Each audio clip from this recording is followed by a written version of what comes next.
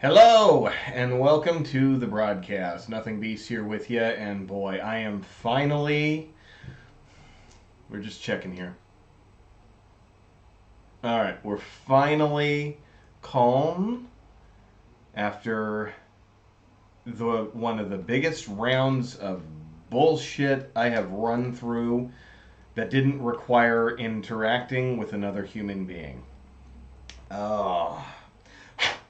And the thing that makes me the most mad about how this day concluded was the fact that today was actually one of the best days I have had since starting my new job. It's not a difficult job, but I was having a little bit of trouble, doing everything, learning, and getting everything straightened out. And today was the first really good day. Like, I got done and I felt like I had accomplished something. I did everything that I was asked to do. I didn't have a lot of notes, very minor notes about some of the things that I was doing. Today went very well. I even got out a little bit early. I think about 18 minutes early, which is great. But then I had to get hit with the reality of New South Wales public transportation if you aren't inside the city limits of Sydney. I don't know why they say they have one. They don't. Sure, there's a train line. Sure, there's a bus line. Doesn't mean a fucking thing. Where I work, I can get there in 20 minutes by car. Does anyone like to take a guess how long it took me to get home? I'll give you a second to think about it. It took me 20 minutes from driveway to parking lot. 20 minutes.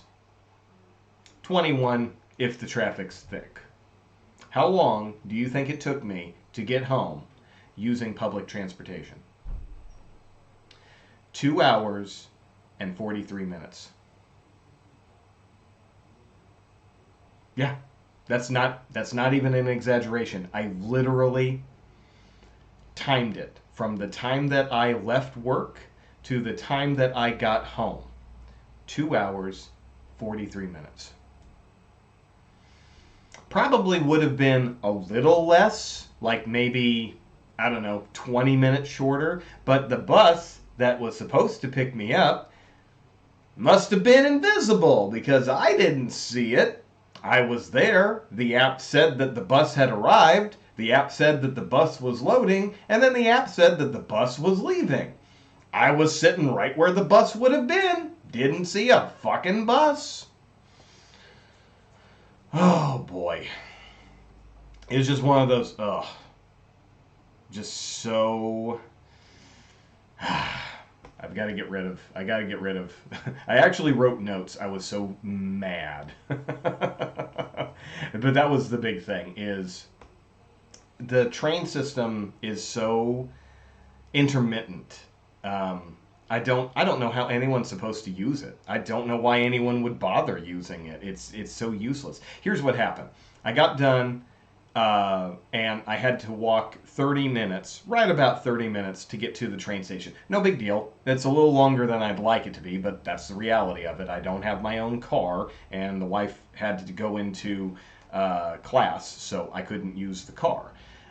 Working on getting my own car, though, but until that happens, when she has class, I can't use it. Anyway, so I get off of work, and I've got plenty of time. If I had been there for the full time, it would have been tricky getting to the train on time, because it was literally 30 minutes from my end of the day. But I got out of there a little bit early, about 12 minutes early, so I had plenty of time to get through there. So I get there, and I actually have to sit and wait for the train. Train picks me up, and then it goes to the next station, and that's where it ends. That's the end of the line, is the next station over. Okay, so I get out, and I'm like, okay, when's the train that's going to pick me up here? 45 minutes. 45 minutes I had to sit at that damn train station waiting for the next train. It shows up, it takes off. It takes me about 15 minutes. 15 minutes. You know, but at this point we're already an hour because I had to wait 45 minutes for the damn thing to show up. So we get to my final train station, which puts me, you know, relatively close to my house, but it's still a ways away. So my plan is take a bus from the train station to the mall that's near my house, and then I'll just walk the rest of the way. It's about a 20-minute walk from the mall. No big deal. And I'm just like, it's not a great plan, but that's my plan. So I go and sit down, and I wait for the thing that I love is the bus that I needed to take left 1 minute before my train arrived. So I had to wait 15 minutes for the next bus. A couple of buses come and go. They're not the right bus. I'm waiting for number 76. So I'm looking at my app, and it's like, okay, 3 minutes to go. It was a 15-minute wait for the next one. Another 15-minute wait. So I'm sitting there, 15 minutes, come and go. The app says, you know, the bus has arrived, the bus has departed, the bus is on time. Like I said, I was sitting right there with everybody else at the bus stop that's right next to the train station. There's only one of them. I didn't see any bus. I didn't see one coming down the highway. I didn't see one going down the roundabout at the end of... There's only one way into this parking lot and only one way out. I never saw no fucking bus. So I'm so pissed off at this point. I just take off and I just head down, and I'm just like, I cross this, you know, 4-lane roundabout entry and exit, and I'm like, you know, the only reason I was able to do that is because the traffic had backed up, and I just running through the cars that were parked, waiting for their turn, because it's rush hour, peak hour traffic. So I'm hiking down the damn grass. Shoulder of a now 6-lane highway. You know, 3 lanes going one way, 3 lanes going the other way. There are 3 bus stops along this route. I'm nowhere near the first one when number 76, the bus that I needed, flies right past. It's going in the same direction as me, so I never see it until it's already well past. So I'm nowhere near the train, I'm nowhere near the bus station, so I can't flag it down and say, hey, motherfucker, you know, thanks for picking me up at the train station, but you can pick me up at this stop. Nope, it's gone. And then I see 2 separate 76s going in the opposite direction. Well, they can't pick me up on this side, and I'm not running across 6 lanes of traffic to get to the fucker. So goddamn pissed off. 2 hours and 45 minutes it took me to get home. When if I had a car, 20 minutes. So, I don't ever want to hear anybody talk about my carbon footprint ever again, because at this point, I don't give a shit. But I'm better now. I've got a bowl of soup in me. I've gotten some water. I've changed into my sweatpants, and it's time to do some mowing. So, goose fra ba, anger out, in comes the happy. And for those of you who sat through that, thank you for indulging me. Now let's have some fun. Okay, so when we last left off, we had a new employee, and there she is right there, and we're getting her trained. We did her training for the day. I think we got her time management level 3. I can't remember what, but she has actually gotten up to proficient in her experience. So hopefully she'll be able to, when she was first a brand new hire, she was only getting me right at about 50% of what the job actually paid. In her last job before we quit, she was actually making a little more than 50%. So I think she's getting there. So we're going to give her the big job of this one, 1,065. We're going to give that to her, Margot, or Margot. And I want to give her a better mower, but I can't afford as big of an upgrade. So a couple more jobs, a couple more days of jobs, I think we'll be in pretty good shape. So I'm just going to take the next most expensive, which is $480, the Millerbrook Garden. And I'm taking all the good equipment because I'm the boss and I say so. So let's go. All of our equipment has been fixed and is in good shape. So,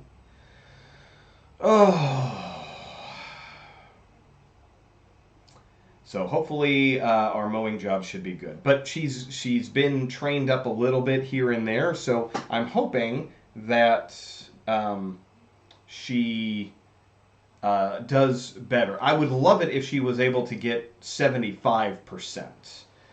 But, you know, better than half, you know, 50%, 60%, 70%, I'd be happy with. But we'll see what she does. It's not that they do penalties. I think it's just taking her so much time to get the job done or whatever. I don't know. It's part of the simulator rules. You know, your employees won't be able to complete the job exactly like you need. So yeah, this is a fun lawn to mow. There's some nice curves. It's not too difficult. A lot of objects in the grass, though. Usually I get about 3 or 4. This one's got 5. And... oh, well, oh, there's a garden gnome. Another garden gnome. And a frisbee. Hey, look at that! There's wind turbines off in the distance. Oh, they make it so ugly. I can't see the nature because they're so ugly. Shut up. Is that not the whiniest excuse? This is land that I don't own, but I think it looks ugly, so I think I should have a say in what happens on it. I don't want to see propellers out in nature. Shut the fuck up. Pay my electric bill, you hoity-toity bitch. Have you heard those people? Have you heard those people who complain like that? Their biggest complaint about wind turbines is they think they look ugly. I don't give a shit. I think some drunk asshole coming out of the bar looks ugly. Are we going to outlaw them? No? Then shut the fuck up. There's a lot of things in this world that's ugly. Free electricity from the wind ain't one of them.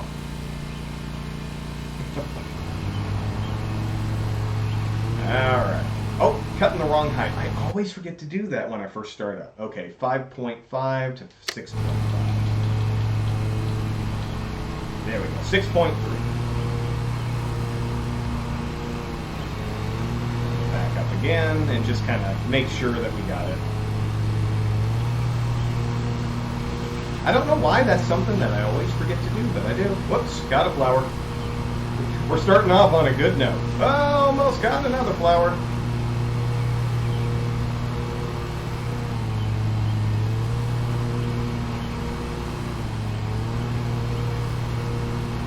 Run over the birdhouse.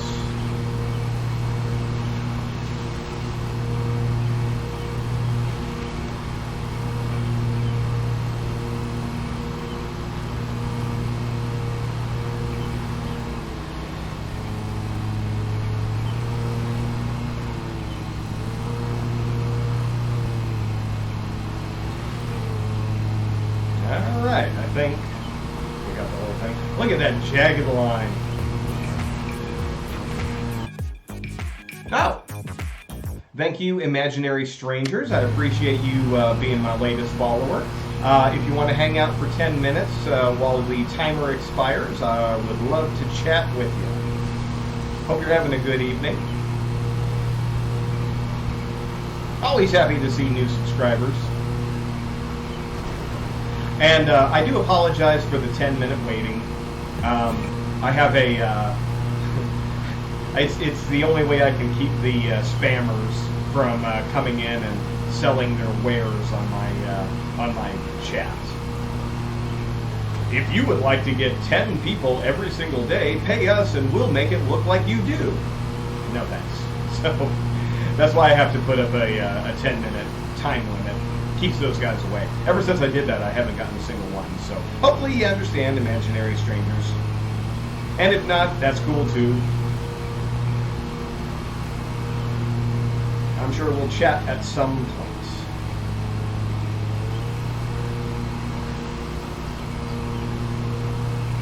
Oh, I'm still frazzled. I know I said that I had calmed down, but I'm still frazzled by all this. Whoa, easy there, easy there. I was trying to go slow, and all of a sudden all the horsepower wanted to gallop.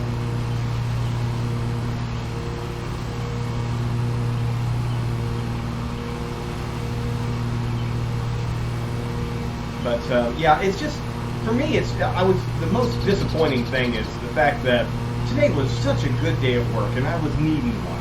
And it's a good day heading into the weekend, because right now it's kind of the slow season for where I'm working, and I only get a couple of shifts a week.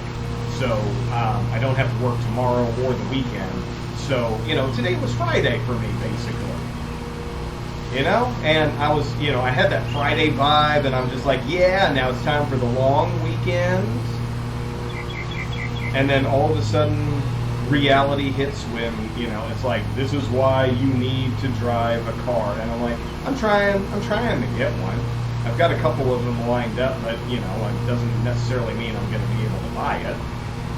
But we're working on it. I'm actually getting pretty good at driving on the other side of the highway. Just in case anybody watching doesn't realize, I'm an American, but I live in Australia. So I just recently, like a couple of weeks ago, got my driver's license. So, and what I think is weird is I didn't have to take any test. All I had to do was show up with my active driver's license from the States, and they just transferred it over. And I'm just like, really? You don't even want me to take a test on the street signs? Okay, my funeral, I guess. So I got my driver's license, and I've driven just like three times. I've driven 3 times. Not a whole lot, not getting a lot of hours, but when it's time to go to work and everything, I try to get in the car and go, because it's past the morning rush. I don't work super early in the morning. So everybody else is kind of already to work, the kids are at school, so the morning rush is past, and most of it's just highway driving. But I like it because I'm getting a chance to orientate myself, because I'm going to pause this just for a second, because when you're driving in America, you're like this: rear view mirror, side view mirror, rear view mirror, rear view mirror. Yeah, it ain't like that in an Australian car. You go like this: side view mirror, rear view mirror. It's fucking weird. But I'm getting it. It's starting to make more sense. I'm starting to actually see the road signs, because the road signs are on the left side, as they naturally should be. It's just like the in the States, the street signs are on the right side. Well, that's where you're looking. So it makes sense, it's just backwards. So anyway, but I'm getting better at it. The last time I drove in, my wife was like, that was actually really good. That was a big improvement over last time. And I'm just like, I'm 12, so thanks. That's a great compliment. Give me praise. She always jokes that I'm just her teenager, and I mean, I got a shelf full of movies and toys, so it's accurate. And she doesn't do it condescending, so don't think that it's like it's kind of the joke that we have. Like, she's the adult, I'm the teenager. But at least now I'm starting to bring in some pay, so I actually have some say over the household expenses now. No, that's not at all accurate. People make jokes like that, like, they don't have any control over, what their spouse does and everything, and I'm always like, I don't know why people stay in relationships like that, where, they're always complaining that the other person is, controlling, dominating, and everything, and I'm just like, aren't you guys on the same team?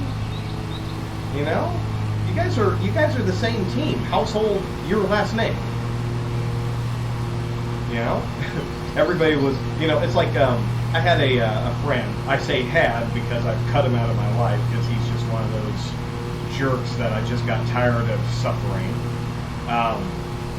And he was one of those alpha douchebag males who was always like, well, no woman of mine's going to be working if I have any say over it. And I'm just like, you're an idiot. Because it's like, you know, well, anyway, one time we were sitting around talking, and we got talking about, you know, my wife and how she was, you know, doing great getting a job. You know, because she's an Australian, and she came and lived in the States with me for a while, for about 7 years. Well, at first it was tricky for her to get into the workforce, but once she did, she started doing better than anybody else around. And I'm just like, yeah, she's smarter than me. I married and increased my household intelligence by doing so. I mean, you know, that's my self-deprecating humor, but it's true. So I, you know, and it didn't take her long before she was making more money than I ever did. And you know what I thought about that? Who cares? It's money now that I get to have fun with. You know, this is money that now means we can go on a vacation. You know why? Because we're a fucking team. But my, you know, alpha Neanderthal friend was all like, well, I don't think I'd ever be able to have a wife that made more money than me. Well, you're a fucking idiot, so yeah. I love having a wife that makes more money than me. You know why? Because it's more money. Such a stupid old way of thinking. I don't care. You know, it's not like it's, you know, her money's hers and my money's mine. It ain't like that. When we're both making money, sometimes she'll pay for the movie, I'll pay for dinner. Then the other time she'll pay for mini golf and I'll pay for the movie. Or whatever. And one time we'll go to a restaurant, I pick up the check, and then the next time we go to a restaurant, she picks up the check. It doesn't fucking matter. We can afford to do that because we put our finances together. Why? I laugh at people who just don't seem to be able to get that. If that's not the type of relationship you have, then I don't know. Then I just don't know what to tell you. It's like, you know, it's the battle of the sexes. No, it's not. It's me and my spouse are a team, and it's fuck everybody else. We're the team, and we're against everything else in the damn world. If you don't have a spouse who acts like that, I don't know, man. So yeah, you know, she and I work great together.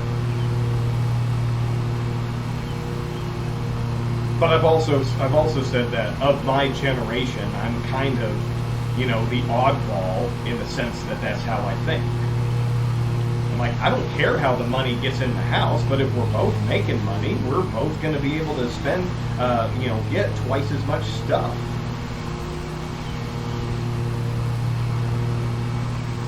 If she is putting away for a trip to Japan, I can put away for a trip to Japan, and then we have a great trip to Japan.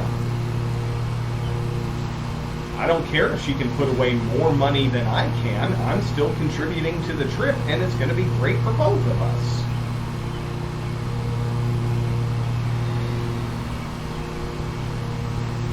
I mean, does that sound weird to anybody who's watching? I don't know. To me, it makes perfect fucking sense. It all goes into the pool. Just because she fills up the pool faster than I do, it doesn't matter because it's all going to the both of us. Oh, hit a flower. I didn't think I was that close to it.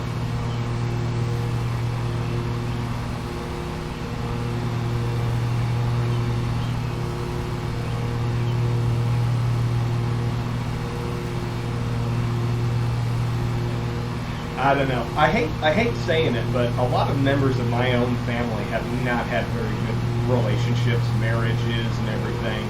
It's been some of them have been actually pretty rough to watch. And maybe that's where it comes from. I don't know. People just don't have the ability to, you know. Maybe I'm just lucky. I don't know. I don't know what it is. But if I'm lucky, then, you know, knock on wood, thank God. Because the only reason I'm not in Kansas right now from where I used to live is because of her. That's it. The only reason.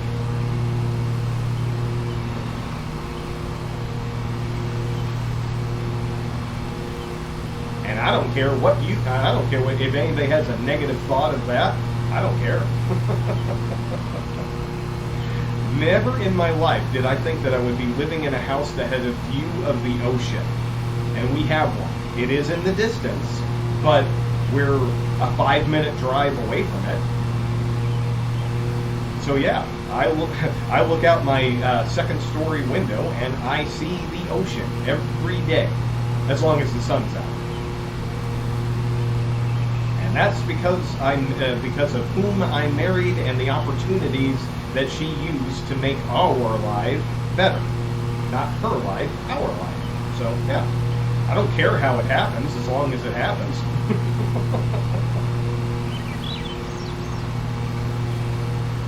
Like I said, I just find it weird when people get hung up on details like that. Oh, I'd never let my wife make more money than me. Why do you care? It's an unnecessary, stupid thing to get mad about.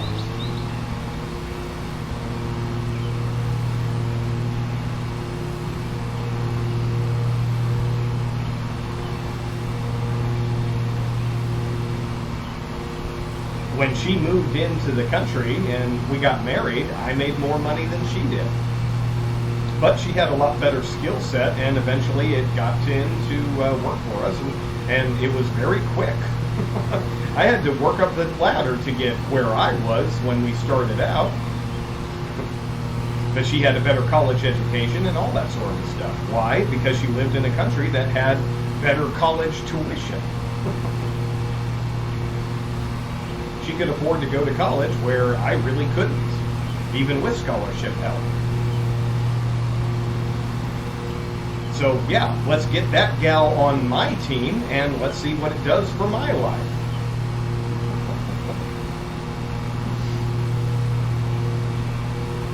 Well, the wife wears the pants in your family. Goddamn right. I'll be a house husband if that's what it takes. And she continues to do that, right now.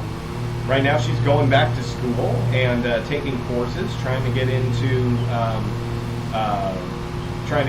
a decent paying field. Meanwhile, I'm working semi-manual labor job a couple times a week. Who cares? I don't. She doesn't. She's just happy as long as I'm bringing something in and helping to contribute. That's all. That's literally it. I'm anxious for my first full paycheck to come through because my first one, when I started, I was in the middle of a pay period. So I only got like 1 week. So when I saw that, I was like, oh. Once I found out what my salary and pay rate was going to be, I was like, yeah, okay, now let's get a full pay period. I'm going out and taking my wife out for a steak dinner. Or whatever, I don't know. We're going to... that's what I made the joke about. I was so happy that I was bringing in some money. I was like, the very first full paycheck that I get, we're going out to a sit-down restaurant where people have to bring the food to me, not hand me a plate and say, enjoy the buffet. Which they really don't have here in Australia. Buffets are really not a thing. But you know what I mean. It's like you go to a place, order your food, and then they hand it to you over the partition, and then you go and find some place to eat it. No. I want to sit down. I want to order from a menu. Somebody takes that order where I'm sitting. And then, eventually, after a few minutes, food is brought to where I'm sitting. And the food stays where I'm sitting until I'm done eating.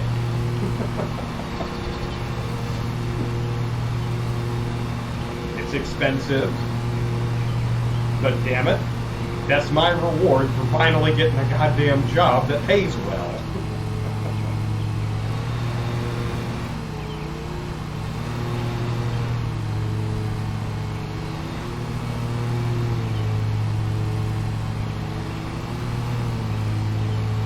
All right, what are we up to? 91%. Okay, 1650. We're about... 17. Okay, so we're about 10 minutes early.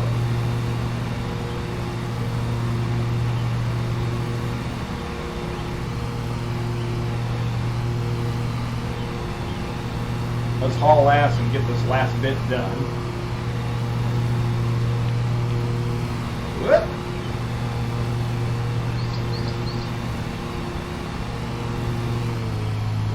don't turn too fast. I always forget about that. If you turn too fast, you might damage the ground, and then you get a penalty. These zero-turn radius mowers can really do that quickly. But any mower can do it if you turn too fast.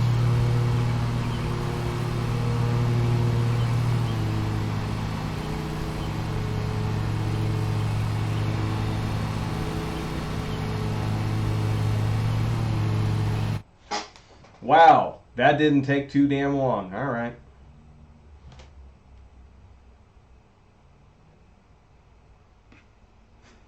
Jesus Christ!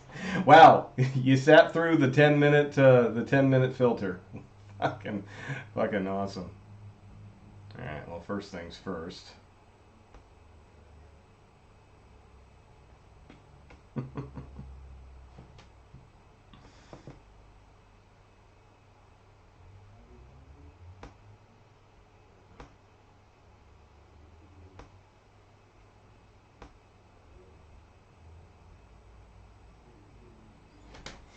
Wow, amazing.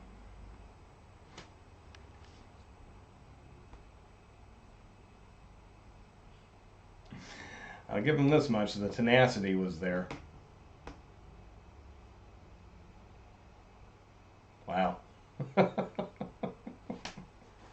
What an asshole. Sat through 10 minutes just to put up a commercial. What an asshole. Yeah, that's right. I'm calling out a subscriber. Wow. Think of all the things that you could have got done in that 10 minutes instead of just getting blocked by being an asshole.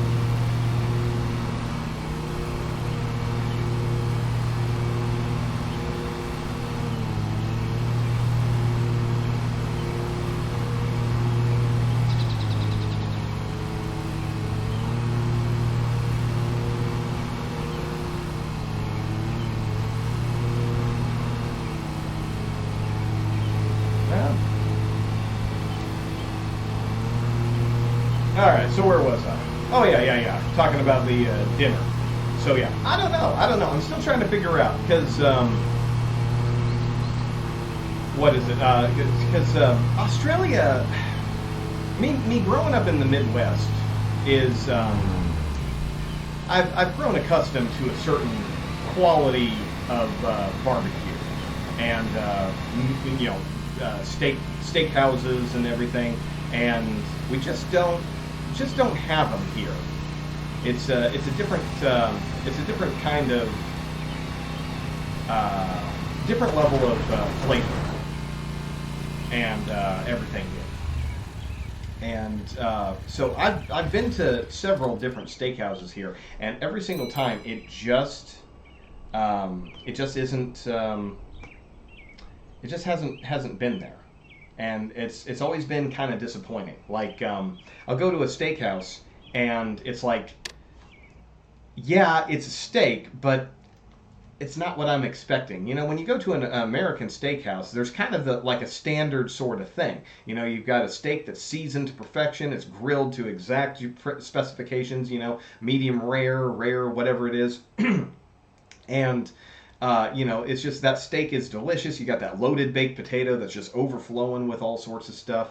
You know, you got cheesy corn, all these different sides and everything. And sometimes the venue itself is kind of crazy. You know, like one of my favorite steakhouses. They've got the it's got all the wooden. Everything, all the wooden tables and everything. You got the bucket of peanuts that you just throw the shells on the floor. It's fucking disgusting, but I love it. It's the ambiance, and they've got all the TVs going over the bar. They got a giant bar, giant drinks.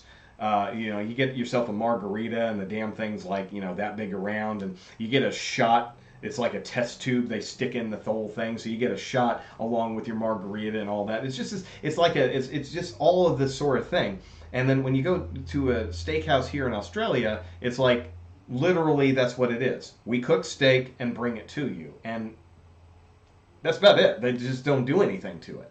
You know, it's And it's not bad, just the steak by itself. But it's like, if you want salt and pepper on that steak, you're going to put that salt and pepper on it yourself and everything. And it's just, I've been to several of them. And what's really sad is the best steakhouse that I've been to is literally Outback Steakhouse.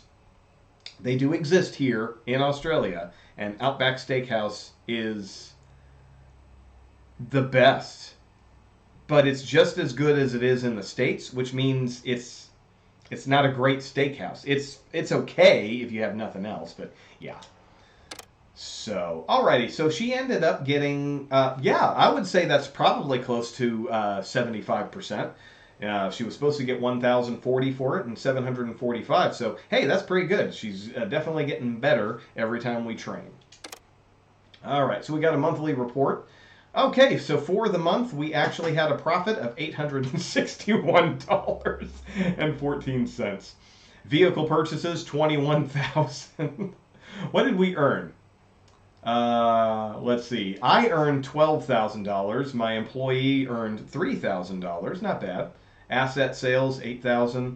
And all of that, with all of our expenses, we ended up with $861 in the green. So, hey, that's not too bad. All right, so let's move on, and we'll take a look at our equipment. Let's see, $1.56 for the repair. Blades need $2.85, and the gas $141. So let's see how bad. Oh wow, this one could be bad. $21 for the vehicle damage. What is she doing with this? Is she using the mower to jump over trucks or something? Oh, jeez. Oh, fantastic. Human's bestest friend, thank you very much for the follow. Hopefully you're not just going to sit there and wait for the 10 minutes to put up an ad. But you got 10 minutes to sit around and think about it. Alrighty. What do we got? So the full repair, $9.98. I really, $5.28. Jesus, I got to train her how to treat the equipment so much better because that is really eating into the profits. All right, can we at least sell and upgrade? We can upgrade to the Patterson, which is a good mower, and it will definitely increase. Because right now she's got the secondary one. It's an 84 centimeter deck, mowing deck, and this one goes up to 122. So it'll definitely make it go a lot faster. So we're going to go ahead and swap that out right there. And let's take a look at the attachments. The mulching deck. Oh, it costs $1,000. Yikes. Well, she won't be able to do any mulching jobs right away, but that's okay. We'll just do some non-mulching jobs. All right, what do we got? 2,850. Oh, wait. We got to do some training. All right. Let's see. So we got time management, advanced driving, and vehicle maintenance. I can't afford that. It says so. You can't afford this. Let's see. Well, dang it.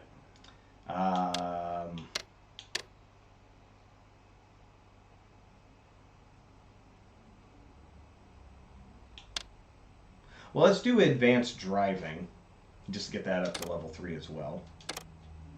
And that leaves us with 300. Okay, so that's the one training. She can only be trained once a day. So let's get her set up here for the big time money.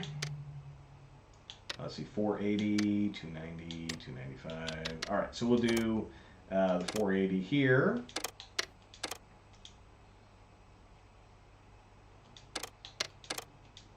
All right, and I'll take all the best equipment, and off we go.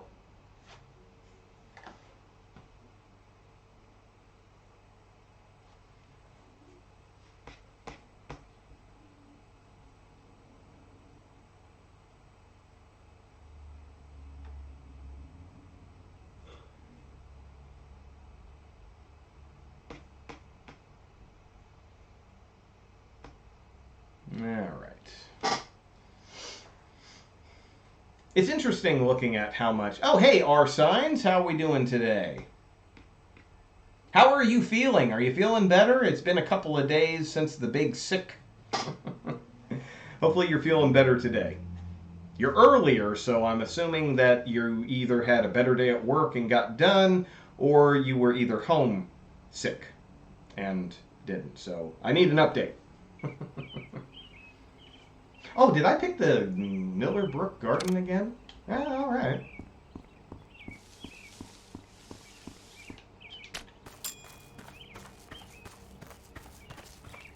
Oh, well, I'm sorry to hear that. It always sucks when you start getting on the mend and then immediately it just reverts back. I hate that. It's like the sickness just needs to pick a direction. If you want to be sick, be sick. But if you don't want to, if you want to get better, then don't jerk me around. If we're going in, let's just pick a direction and go. Okay, I am. Oh, there it is, right there. Run through the flowers. Oh, okay. All right. Well, I mean, at least it's something that's known. All right. Okay, what's the mowing size? 5.5 to 6.5. Oh, that's right. We got to start it up before we can do anything.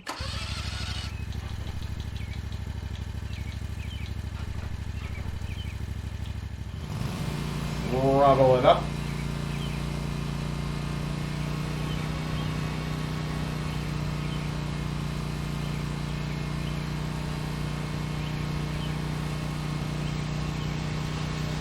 Alright, let's see if we can do this one without getting any flower damage.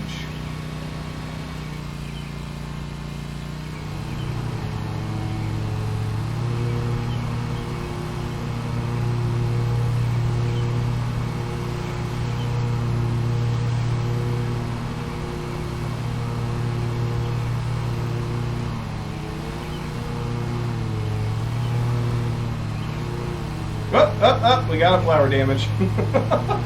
Didn't take long. Less than a minute in, we got a flower. Well, maybe if you drove a much easier to handle fucking mower instead of the biggest one you can find. Yeah. We'll make up with it with the time bonus.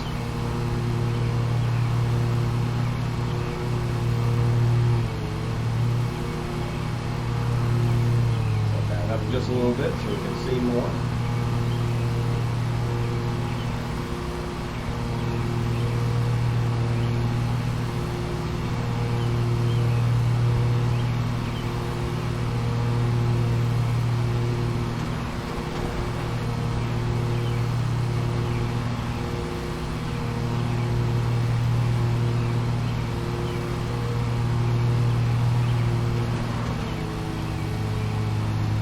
I don't know if that counts as a collision. I really don't think it should. It's like built into the ground.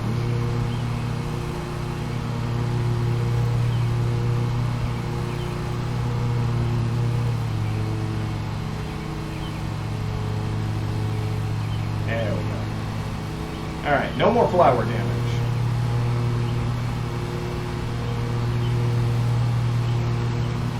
He says as he plows through the begonias.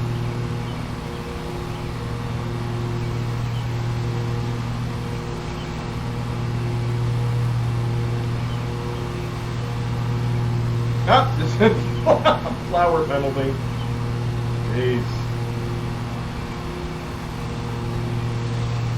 I'm just in too big of a hurry, that's the whole problem, but oh well. I've got a decent reputation. It's not like a couple of flower deaths are going to ruin that. That was weird. I got hung up on something. Still hung up on something. It's like it slingshotted me. I was trying to throttle through something and it was slowing me down, and then as soon as I got past it, I was going top speed. Very good. Oh, hang on a second.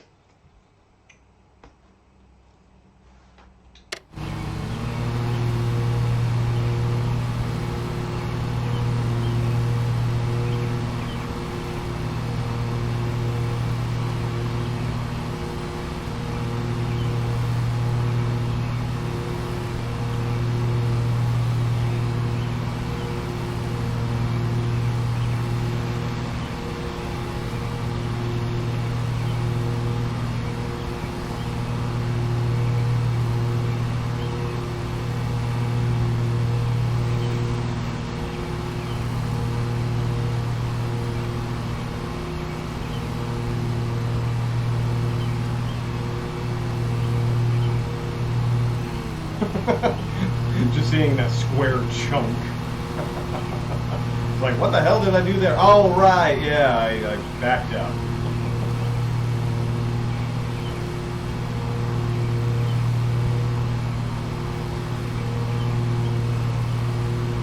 Alright, what's our time for this one? 27:30, just like the last time.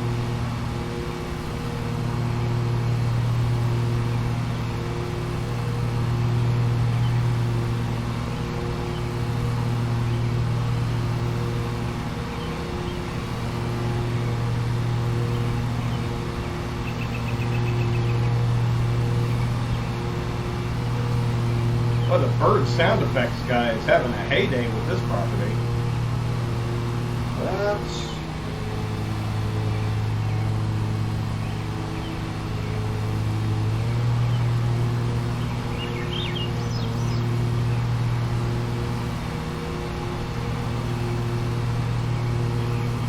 I know this game kind of takes place in England, but a lot of those bird calls very similar to some of the birds. And they might be the same ones, I don't know. They're very similar to some of the birds that I would hear back in my old hometown. And as much as I love Australian bird life, I do miss the simple songbirds of the Midwest. Hey, R-Signs. I was just waxing poetically about the birds that I used to listen to living back in the States. I really miss them. So sometimes when I'm watching a movie that takes place in the Midwest, I will hear, birds that are accurate. I just kind of get a little homesick isn't the right word, but it's definitely I don't know. Nostalgic isn't the right word either. I don't know. Winsome, maybe? There, thank you. I knew you'd have the right word for it. Reminiscent, yes. And, I don't really miss it, but, it's just the songs of nature are very different here. Whereas, where I was at, you have like the blue jay and the robin, and one bird that has a very distinct call, but I'll be damned if I know what it was. Maybe it was the meadowlark. I can't remember, but yeah, when I watch some of these movies or play some of these games and the sound effects are, somewhat accurate, sometimes it's nostalgia just didn't feel quite right. But I just hear those birds and everything, and I kind of miss them because I don't, when I go out, it's a completely different set of birds. Because here it's a lot more tropical. The thing is, the birds here are gorgeous. We have the cockatoos, cockatiels, and one of my favorites, nostalgia does seem a little cliche and maybe overused, so it's not exactly that. It's just, but reminiscent is a good word. If that's not the right word, it's definitely not. Wow, really? Oh, he got banned because he putting up ads, so yeah. And blocked there too. Yep, there it is. Oh, well, maybe if your friend wasn't a jackass trying to put up ads inside other people's chats, it wouldn't have to happen, but oh well. I'll get over it. I'm sure you will too. R-Signs, you missed it. There was some douchebag up here who actually... No, seriously. I thought it was funny because it's like, when I don't know if you noticed this, but anytime somebody is new to the chat, or a new follower or anything, there's a 10-minute interval before they can post it, and the whole reason is to keep the ads and everything out of the way. So some douchebag, and I'm going to keep calling that person a douchebag, and Human's best friend, I don't care what you think. Go ahead and send me more of your traffic. Because the fact that you guys will sit for 10 minutes, it only counts towards mine. But the thing is this douchebag actually sits there for 10 minutes to throw out an ad, and I'm the jerk. No, fuck all of you. Fuck all of you. I don't give a shit if you think it's rude. You can suck my dick. Human's best friend, you can fuck off too.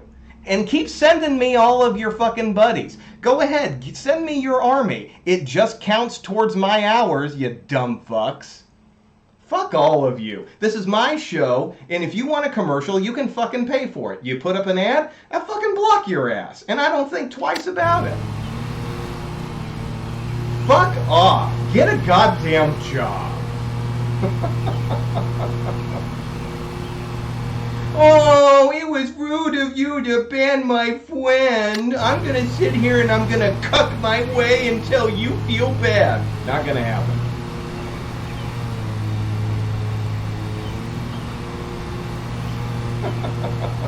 Right, exactly. Put an ad on your own shit. Exactly.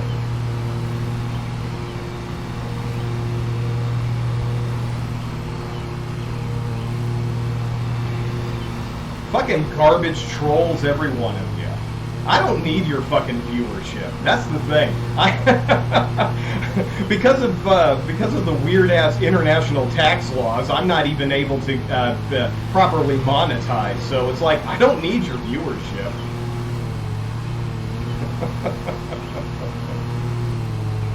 And I don't have any mods working for me, so I'll just fucking ban you outright. It don't mean.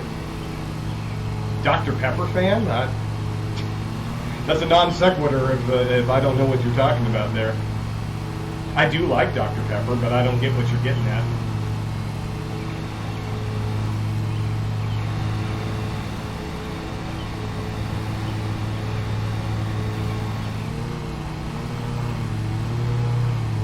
Really, what's the new flavor? It's tough for me to get new sodas. Dark. Ooh, that sounds good. Have you had it yet? I love anything berry flavored. Anything berry flavored, I am a big fan of. The berry flavored Mike and Ike's.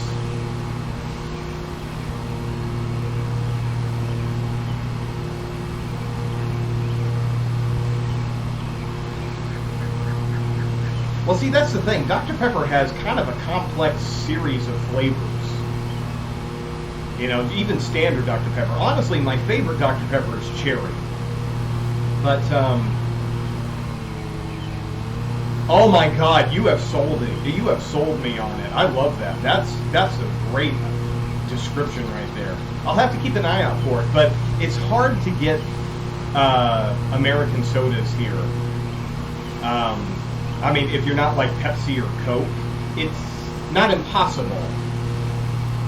Black currant? Well, I'm shocked that ain't here because Australia is huge over black currant flavors. But, yeah, I'll have to keep an eye out for that. There's a couple of, I hope so. Every once in a while I'll find a new Mountain Dew flavor that I've never even heard of at some of the shops. And then I'll look it up online and find out that it's been in America for a couple of years.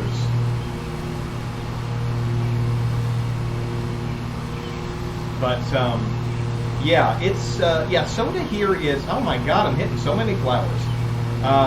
The thing that's nice about here is, you know, American stores are all over the place. You just have to kind of be lucky and hope that their stock is pretty widespread. There's this town that's nearby, and they have an American food store, and it's usually where I go for my breakfast cereals. But they're so expensive sometimes. What I do is I wait because Australian food safety laws are pretty strict. Whenever a product is getting close to the expiration date, they'll usually drop the price really low to get rid of it before it expires. But me, I look at the American cereals and I'm just like, as long as it's still in its regular packaging, it can last for a few more months. So what I do is I wait for them to go on the sale, and then I just buy the hell out of it and just have it for a while. I did that one time with a bunch of Captain Crunch and Lucky Charms.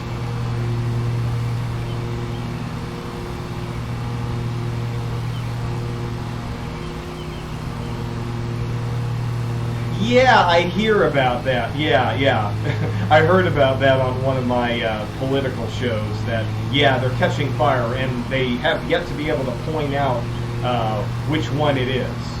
You'd think that a warehouse catching fire would be big news, but yeah, the only people talking about it, the only people that are talking about it are Republicans.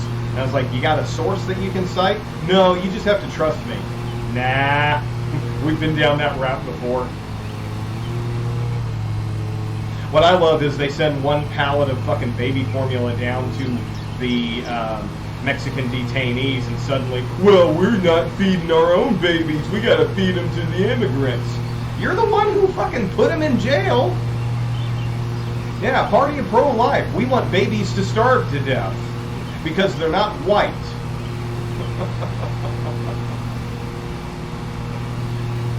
I love that they think that anybody's buying their bullshit.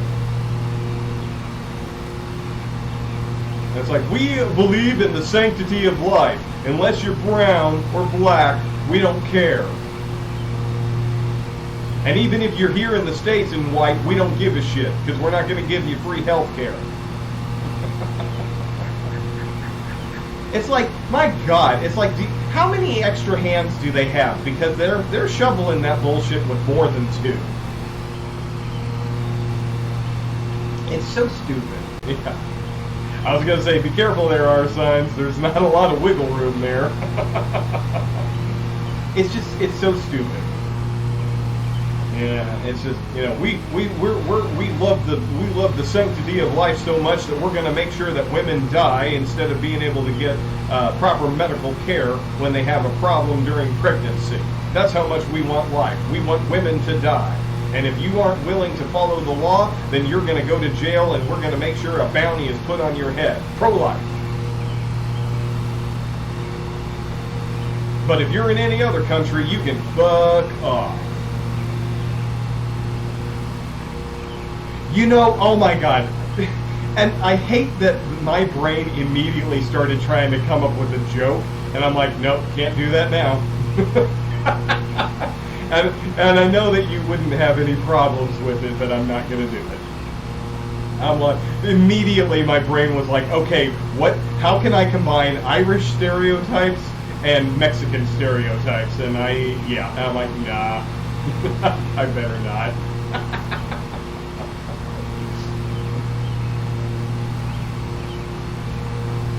Well, that's a lot nicer than the one I was starting to develop. It would have been bad, and I'm just like, the one part of my brain that was starting to build it was like, stop! I know he's a fan of yours, but you don't need to alienate him. He's already sick. Oh, but that's the old school. Oh yeah, alienate. Oh, nice. See? See? You go looking for racism, you're gonna find it. Oh, that's too funny. That's too funny. Ban Hammer. Why not? I'm banning everybody from the show.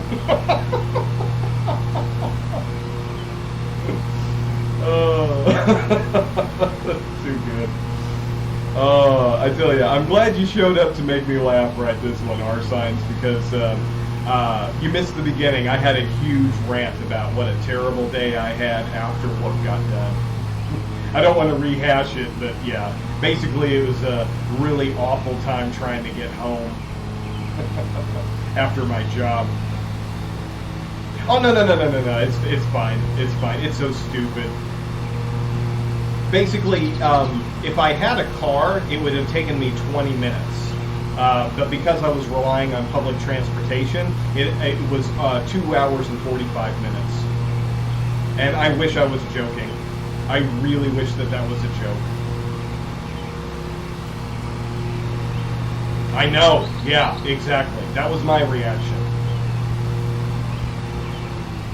Like, see, I'm going to pause this just for a second. See, I have to be very careful when it comes to laws and everything, because I'm not an Australian citizen yet. What I am considered right now is a permanent resident. What that means is basically I can live here, I can work here, I can pay taxes, I can drive a car, I can do everything except vote. And what's the other thing? Oh, I can't apply for government grants for citizens, like college tuition and things like that. I can't do that. So basically, that's what I can and can't do. But if I should happen to break a law that's big enough, they can deport my ass without hesitation. So I'm like very cautious. But earlier today, if someone had honked their horn at me while walking through the traffic and everything, I've been like, I don't know, I would have probably snapped, blacked out, and probably would have woken up sometime on the 18-hour flight back to the States. Oh, I was so mad. I was so mad. Took me a while to kind of calm down, but I finally got there.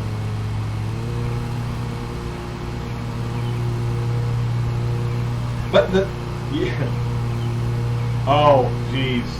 Well, see, but that's just the thing. It wasn't a bad day. It was a good day at work. Oh, God, that sucks. It just broke down. Oh, that's terrible. But see, that would have at least been something that I could have been like, whatever. I was using the system as it was working, and it took that long. But anyway, see, the thing is it wasn't a bad day. Today was actually one of my best days at my new job. It was a really good day. I was in a really good mood until, I hit hour number 2. So I was like, oh, I've just got to get me a car. I mean, that was always the plan, but now it's like, I've really got to get that in.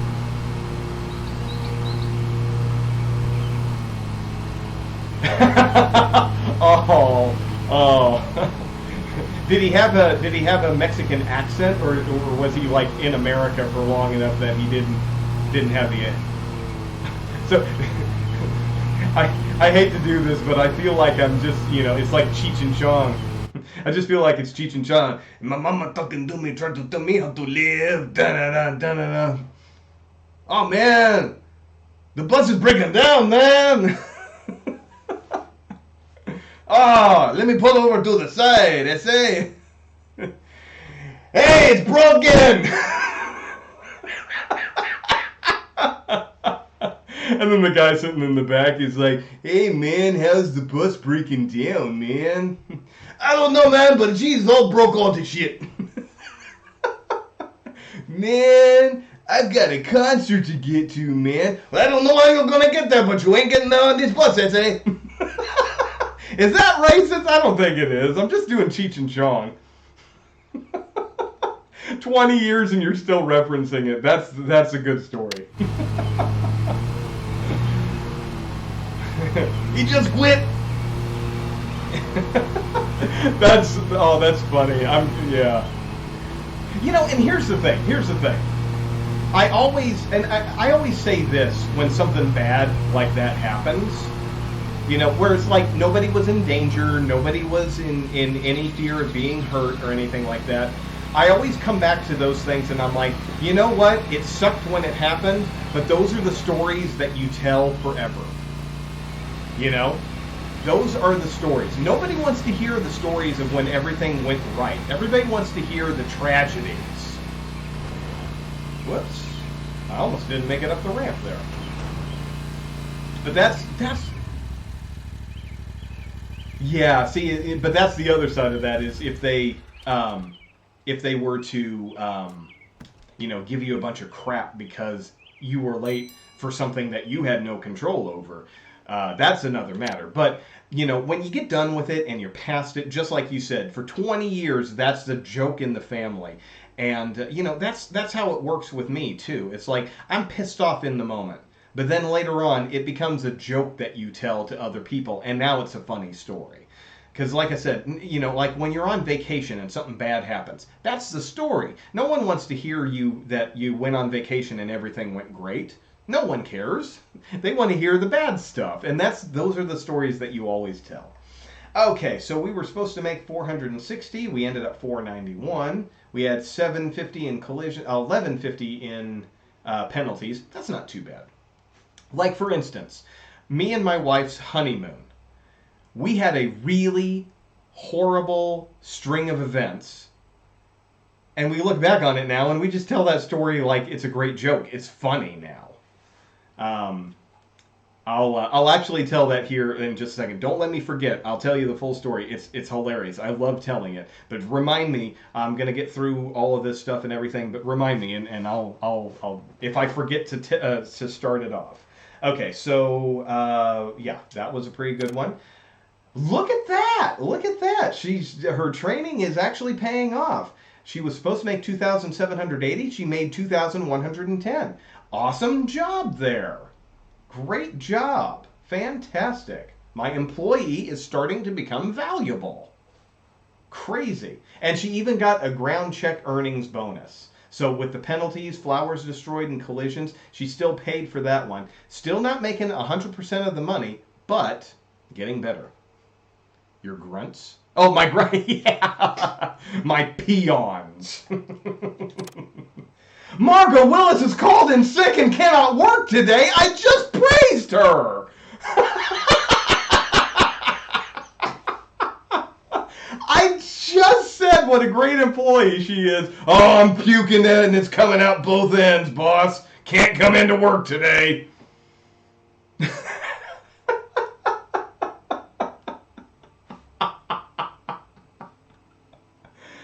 Oh, oh my God, that's hilarious. I wasn't even done talking about her and it's like called in sick. Oh my God, that's too funny. All right, except, what other choice do I have? Look at that. I love that it says except with a check mark. Well, what else am I supposed to do? Accept or force her to work? Damn it, does that mean I can't train her? I can still train her, but she can't go to work for me. All right, let's do time management. Wait. No. Let's do vehicle maintenance because her vehicle maintenance needs work. It's really getting expensive. Okay. That's too funny. I can still train her. Okay. All right. All right. Let's go to the shop and do some vehicle maintenance here. Because that's where it gets expensive with her. Oh my God, $48. There goes all of my bonus. And she can't even work today to pay that back.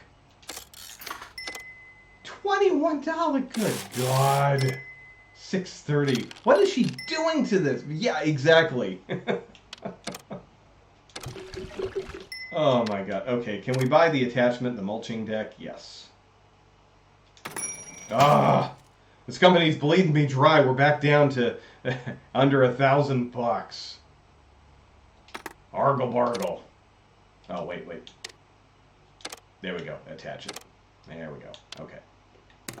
All right. Stay home. Get well. I'll send you some chicken noodle soup. Called in sick. What is it? It's a Friday! It's a fucking Friday. Do you see that shit? She called in sick on a Friday. You are full of shit. She just got herself a sick day, triple day off. All right, let's see. 5:55. She's doing the fair. Right? She's calling up her friend who really is sick to make sure that he has a good day off. He'll keep calling me. He'll keep calling, and he'll just. This is no. You know what? I'm not going. I'm not gonna go. I'm not gonna go. I'm not gonna go. Shit. I'll go. Fuck. That's my favorite Cameron moment in the entire thing. When he gets out of the car, the camera stays right where it's at, and you see him through the rear view mirror jumping like he's a friggin' lunatic. I love that. He'll just keep calling. He'll make me feel guilty. Exactly. And the thing I love is Ferris Bueller calls it. He's like, $10 says he's sitting in his car right now. He'll keep calling me. It's such a good movie. Such a good movie. All right. $2.95. Nah, let's do $5.55. The Old Nook Cottage. You're not dying. You just can't think of anything good to do.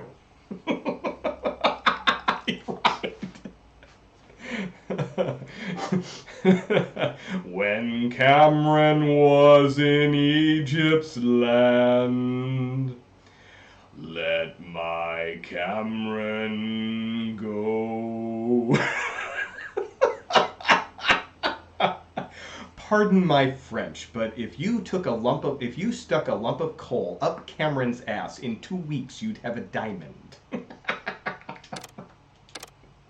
Off sick! I know she is! Stop! I can't even select her. The cursor won't let me highlight her. Let me tell you, I was an 80s kid. I was a 90s teen. The 80s were something else. You just be driving, listening to the radio, and all of a sudden Bobby McFerrin comes on. Friggin' crazy, man. Crazy. But yeah, I got to experience all of the 80s and all of the 90s. It was something else. Cyndi Lauper made that era tolerable. I will say that much. No, not only Cyndi Lauper, but also Julie Brown. Oh my God, I had such a crush on Julie Brown. Not downtown Julie Brown. That's a different person. She was annoying, but I guess she was okay. But Julie Brown, oh my God, I had such a crush on her. She actually is in a movie on one of my reviews on my review channel coming up. I think it's next. Yeah, I think it's next season. She is actually in it, and oh my God, she's such a cutie. She was such a cutie in the 80s and 90s. Anyway, I'm getting off topic there. Okay, so we'll take the good mower. Wait, it's recommended 130, and I'm 132. Oh my God. Okay. The 90s were a fun era too, but it was a lot more serious than the 80s. The 80s, it was just like everybody's having fun, everybody's snorting coke, everybody's partying it up with Prince. Then the 90s come in and everybody got real serious. You know, we got Nirvana and Stone Temple Pilots, and music got kind of bleak and dark. And, you know, the teenage angst was, you know, in full swing. You know, it was one of those, that was kind of the mood change, you know, and then Kurt Cobain died, and then everybody was really bummed out, and then you had the Macarena that wouldn't fucking go away. Yeah, the 90s. All right. So let's jump in there. Oh, but I enjoyed it. I enjoyed it. Yeah. One body said about the defend of the blind in the dinner to the center. One got to say about the Tena Macarena. Macarena. Oh, God. Fucking. My brother bought that thing on a cassette. He had a cassette player and played it all the fucking time. I wanted to murder his ass. He was all about the Macarena and Enya. God, he had terrible taste in music. He was my younger brother, so he wasn't a teenager when I was a teenager. He was a couple of years younger than me. But oh my God, some of the music that he listened to was just atrocious for the time. All right, we got 6 objet darts to find.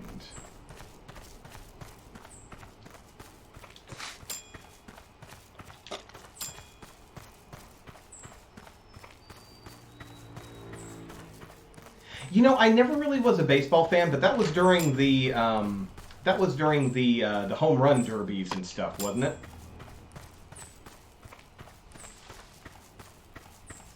I was just never one. Oh, you're stepping away. I'll just keep talking to myself though.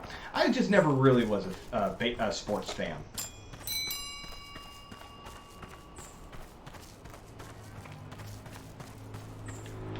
All right, since this one's got some weird obstructions, I'm gonna take the weed whacker to it.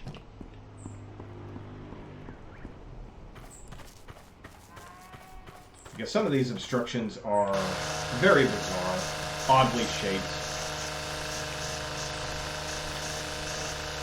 And it's always easier to edge trim when it's full.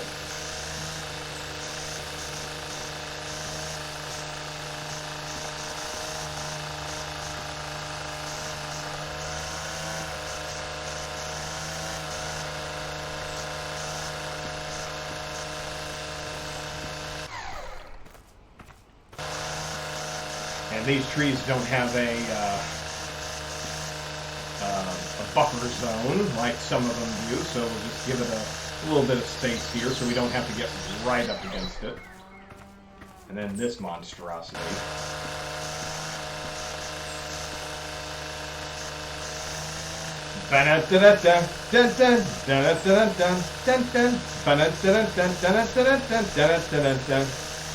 Green Acres is the place for me. I don't really know the lyrics to that. I never really watched Green Acres. I was a Beverly Hillbillies fan. It was basically if you never watched the Green Acres, it was just the Beverly Hillbillies but in reverse. You know, the Beverly Hillbillies were, you know, the rednecks that come to Beverly Hills. Well, Green Acres was the Beverly Hills socialites and rich people going to live out in the farm, out in the farming community. I don't know what the full story of that was. I think the guy was, you know, stressed, and his doctor told him to get out of the city, so he drags his wife, Zsa Zsa Gabor, and he goes out to live a simple life out on the farm, and all the redneck shenanigans that they get up to.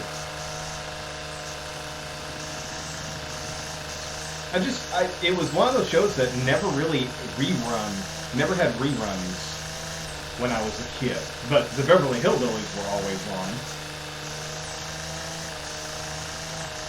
I think it was by the same creator too. Yeah, sure. I think that was that Sherwood Schwartz? I know he did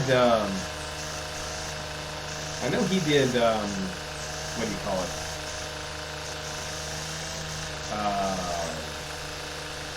Gilligan's Island. No. It was Henning. I think the guy who made you know, Beverly Hillbillies, and I think his last name was Henning.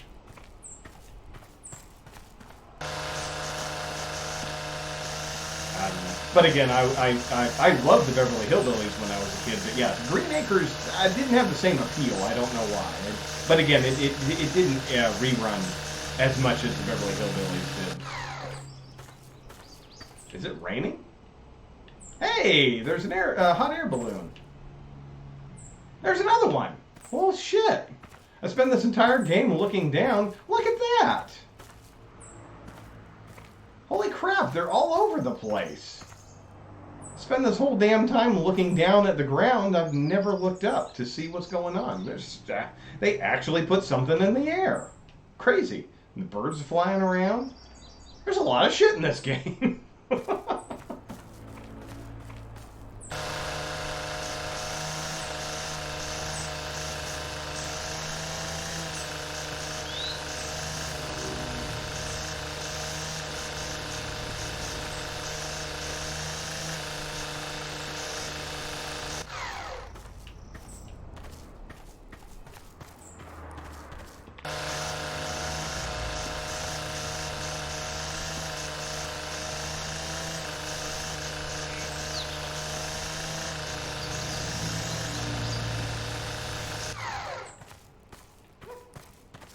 is that everything? Yeah, I guess we might as well do this one while we're at it.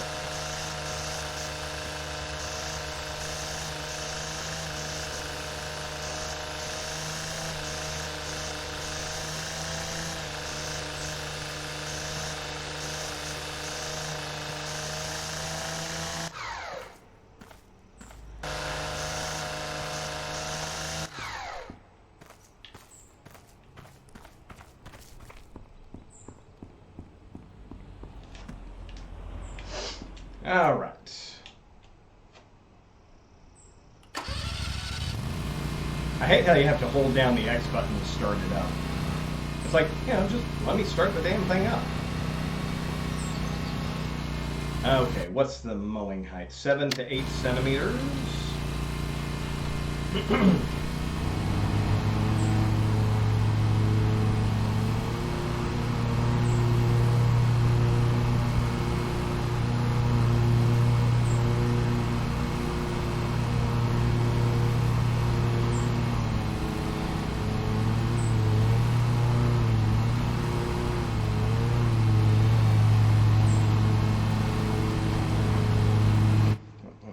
Just for a second there.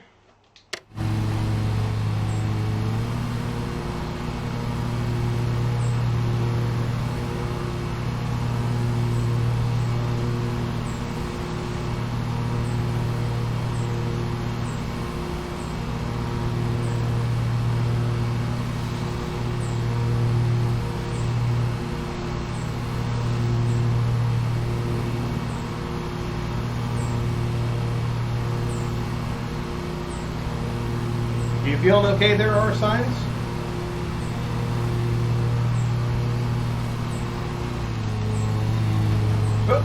Crashing into the hedges.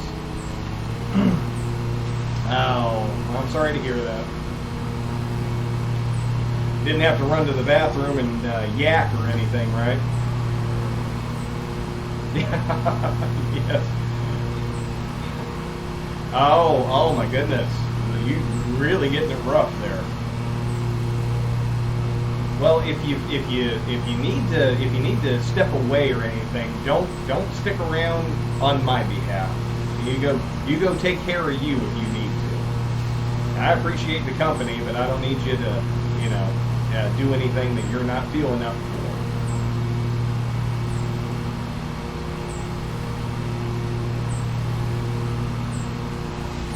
I get that. I get that. Sometimes, sometimes just trying to get on the mend is exhausting in and of itself. All right. Well, if you're ready, I've got the story of me and my wife's honeymoon and the tragedy that befell during it. It's a pretty funny story, actually.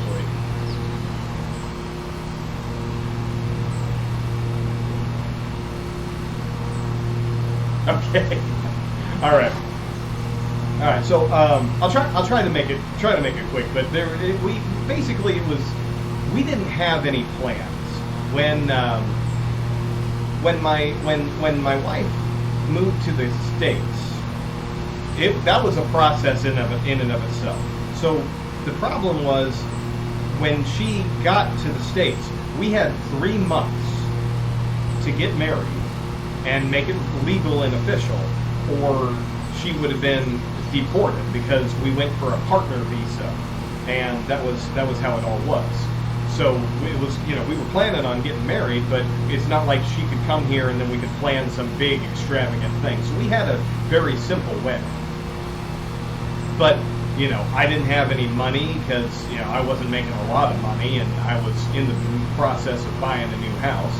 And she was here, didn't have a job, so we really didn't have any plans. We were like, we'll have a honeymoon when we can afford one. Well, one of my mom's friends stepped up and said, if you can afford the flights, you can stay at my vacation house in Florida. And I was like, I've never been to Florida.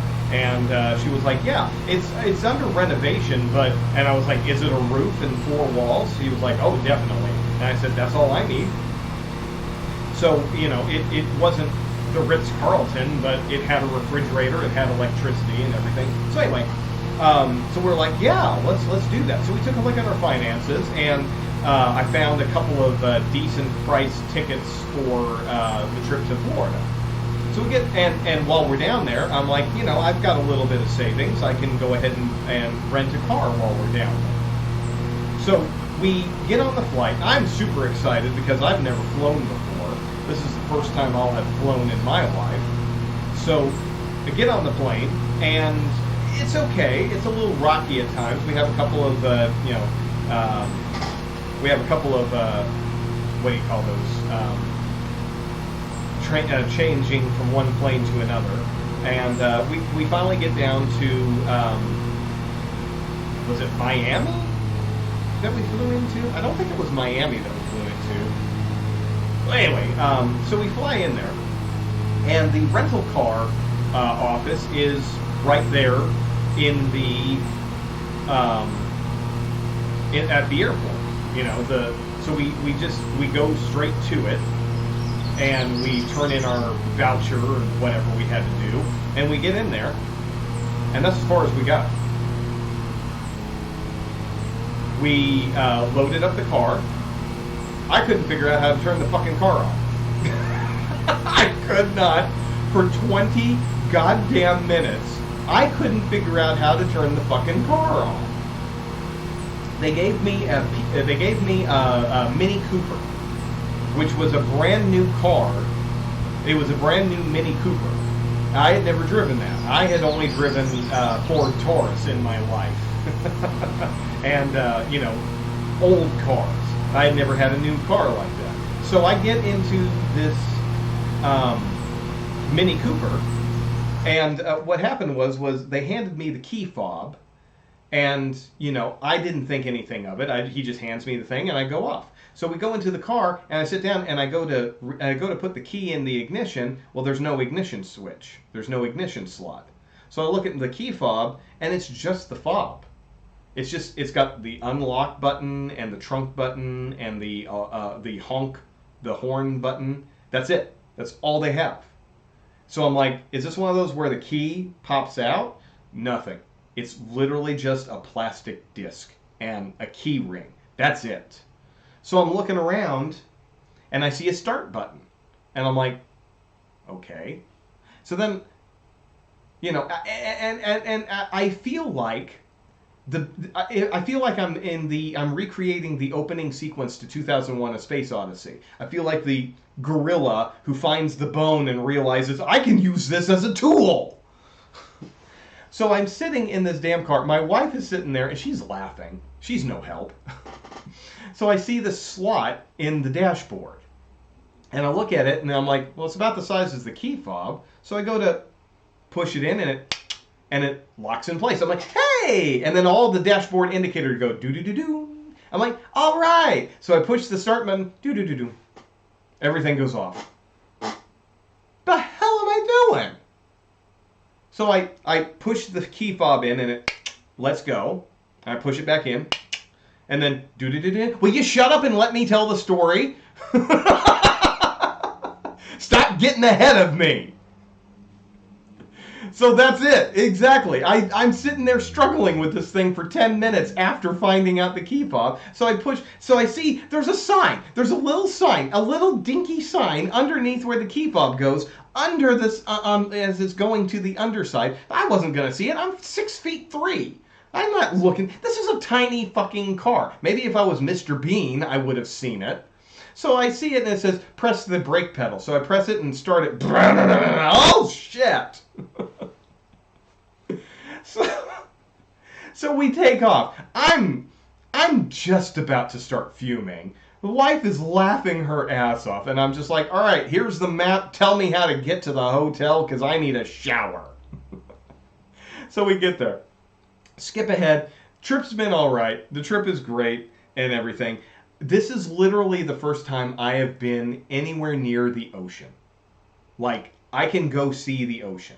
So, you know, day one, we kind of do something. And then day two, we didn't really have any plans. Because like I said, we didn't have any money. So we literally had no plans. We were just, let's go to Florida and just see what we can do. So on day 2, I'm like, I want ocean. I want some ocean. You know what? I'm gonna switch this over to full webcam because this I'm not gonna be playing the game while I tell the story. This is story time now. Okay, so we go see the ocean. I've never been to the ocean. I just assume you just drive towards water. Eventually, you'll find a place where you can park. Nope, it don't work like that. So, we go driving, and we have no destination in mind. We have no maps from MapQuest. We don't have any phones because our cell signal does not work here. And we didn't have smartphones back then anyway. This was a while ago. We've been married for a while. So we get to this area, and I'm like, all it is just boggy marsh. I can't see past the reeds to see the water, where water and land meet. And I'm just like, there's got to be a beach. Water comes to land. That's where a beach is. It has to be here somewhere. So we're driving around, and I've been driving for probably an hour, maybe an hour and a half, 2 hours. I don't even know. I'm just going crazy, and I'm just like, oh my God. So we finally find a gas station, and we get a map. And my wife looks, and she's like, oh, there's a beach right here. So we go there. And we get right there, and I'm so happy. I'm seeing the ocean for the first time with my own eyes. I'm so happy. So we stop, and we just sit in the sand, and we're just having a picnic. And this is in Florida, and we're on the Gulf side. So basically, I'm overlooking the Gulf of Mexico. I don't care. It's water that I can't see the other side of, and it's not a lake. I'm happy. So I sit down, and my wife has been kind of quiet this whole time, which is not like her, but I'm taking photographs, and I'm happy. My feet are in the water, and I'm happy, and so we had some sandwiches packed because we were just going to make a picnic day of the whole thing. So we're breaking open the food and everything. I'm having some food, and I'm drinking my soda and everything. I'm just happy. And then all of a sudden, it just dawns on me, I want to dig. I want to dig a hole. I'm on the sand, I'm on the beach, my feet are in the water. I just want to dig a hole. So I start digging. I find brick. It's a fucking man-made beach. It isn't real. I was sitting under the palm trees. I was having a great time. I'm taking photographs. I actually took a video of me laying down, pointing the camera up at the base of a palm tree, and I'm just like, bet you wish you were me. I was that fucking happy. I look at my wife, I'm like, there's brick under the sand. She's like, I know. How did you know? She's like, I knew it was a man-made beach. I'm just like, why didn't you say anything? She was like, you were so happy. What was I supposed to say? I'm just like, ugh. So that's strike number 2 for the for the honeymoon that did. Yeah, she did. Absolutely. And it's like, it's not strike against her. It's like she was a just darling in that sense. She was just like, you were so happy. I couldn't say anything. I'm just like, well, what gave it away? She was like, the fact that the water's here and the sidewalk is here, that don't happen. And I'm like, I don't know. I've lived in Kansas my whole life. I can tell you cows. Can't tell you beach. I'm still not done. So finally, the next day, we go to SeaWorld. I'm just like, I've got to do something. We're here. I don't want to go to Disney World. I'm not a big fan of Disney, and I don't want to go to a theme park or, like a theme park like Disney World. So SeaWorld was still there, and it wasn't some gigantic controversy or anything like that. I'm not going to get into that, Blackfish or whatever that was. Anyway, I was like, SeaWorld's here, isn't it? She's like, yeah. I'm like, let's go to SeaWorld. So it's the night after going to the horrible beach incident. We're back at the house, and we're just looking on the map and everything. I'm just like, SeaWorld's not that far away. I mean, yeah, it's a couple hours drive, but we got a rental car. Let's go do it. So we drive in that direction. I have the map charted and everything, and I think that everything's going right, but I've never driven here. I don't know what I'm looking for. So I end up hitting a toll. We end up getting someplace, and I can't find any of my directions.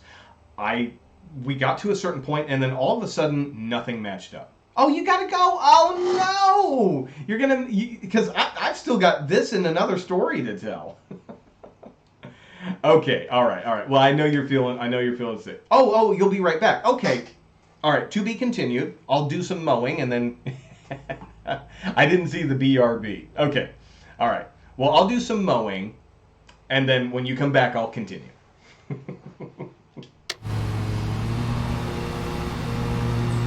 Oh, this is kind of fun reminiscing. But again, I'm only telling the stories that people want to hear, which is the bad stories. And they're not really bad. It's just, nobody likes the story of, I went to Disney World and nothing happened. Everything went perfectly. Which is why nobody wants to hear me when I took a cruise. It was a great vacation, but no one cares. They want to hear my stories of when I went to Florida and Florida tried to kill me. One way or another.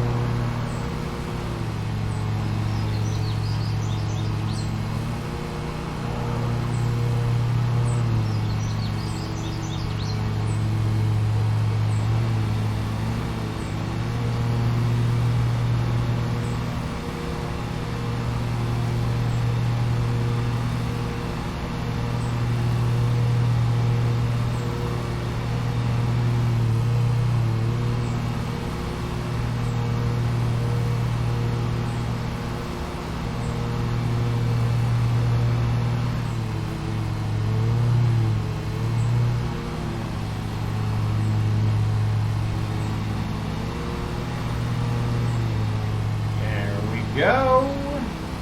Just kind of take some of these edges off so that it's not so zigzaggy.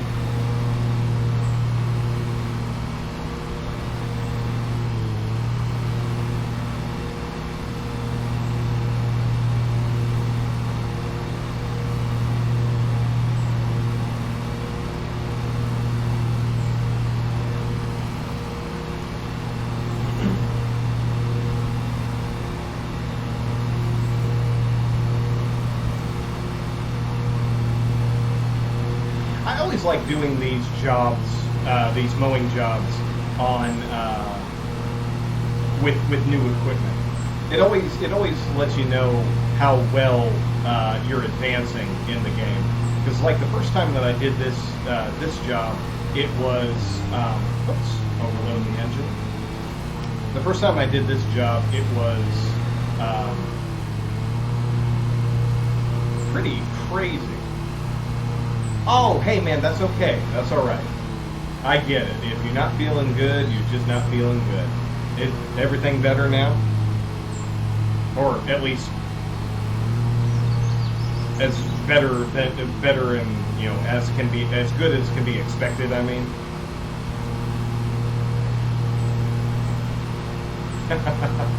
All right. Well, I'm sure hearing hysterical stories are not making it any easier. All right. So, so we're traveling to SeaWorld, and I went online, and when I finally found a signal, because the phone that I had did have basic internet, but it was no. It was we had a tablet. I didn't have the phone that had the internet. But we didn't have a signal or anything. So what we ended up doing was we went to a McDonald's and bought like a single packet of fries, and then we sat and used their Wi-Fi. And we went on there and that's right, I totally forgot about that. So we're stealing Wi-Fi for a packet of fries. And we went on to see how much their tickets. Can I get tickets at the gate? I don't have to buy them ahead of time. So I found out what tickets were, and I was just like, that's within our budget. Do you want to just go to SeaWorld? And my wife loves, anything that has to do with animals, zoos or aquariums or anything like that. So I was like, well, let's just go. So while we're there, I take some snapshots of the maps and everything, and I kind of get the pathway down. So we're traveling, and we get to a point where we're just following it step by step. We get to a point, suddenly we can't find any of the steps. MapQuest was terrible. Was a god-awful site. This is before Google Maps was really a thing. I don't know, but MapQuest was what we were using. And MapQuest got me lost, 2 hours away from home. So, being halfway on the other side of the country, I don't know if I didn't assume that it wasn't going to get me, screwed up and everything. So, we're driving down, and I'm just lost. But we happened to pass by a toll booth. There was no traffic. MapQuest was terrible. It was never right. It was never updated. If a new road came in, MapQuest didn't know anything about it. You just drove right through it and hoped to God nobody died. So we stop off at this toll booth, and there's literally no traffic on the road. We're up early because I wanted to get there when the gates opened. Spoiler alert, I didn't get there at that time. I didn't want to be the first one there. I just wanted to be part of the first group going in because I wanted to spend the whole day there. If I'm going to buy the tickets, I want to spend the whole day there. We dedicated the whole day there. So anyway, I stop off at this toll booth, and there is I assume that because she was in Florida, she was Cuban, but she had a very thick accent, and she was very hard to understand. So I ask her, I say, we're trying to get to SeaWorld. Could you tell us, are we on the right path? Are we heading in the right direction? And she goes like this, and I'm going to butcher her accent, but her accent was so hard to understand. She's like, you are on the right path. You want to go to 515, and you go to Yangyang, and then you go to 245, and you are there. And I'm just like, okay, can you run that by me just one more time? I look in my rearview mirror. There's still nobody in traffic, and I'm just like, can you just give me that one more time? And she was like, oh, sure. She was very helpful. She was such a sweetheart. I just couldn't fucking understand her. She was like, okay, so you just go here. You take this first left, and then you go to the 415, and then you go to Yangyang, and then you go to 245. Or whatever numbers, and she says, and then you're right there. You just keep following, you'll be there. I'm just like, okay, all right, thank you very much, and I just drive away. My wife looks at me and she's like, did you understand what she said? I didn't hear a word she said. So we drive down. We just take the right because I understood that. She's like, just take this one. And I was like, okay, we'll figure it out once. We'll just find a place and we'll pull over. I pull into a parking lot. I open up the damn road map. We stopped off someplace and got a Florida map, for God's sake. So I'm looking at the damn thing. I'm looking it over and I'm just like, oh, well, there's the 515. And then I skipped ahead and I'm just like, oh, well, there's the 247. And I connected it. John Young was the name of the highway. John Young. She just, Young.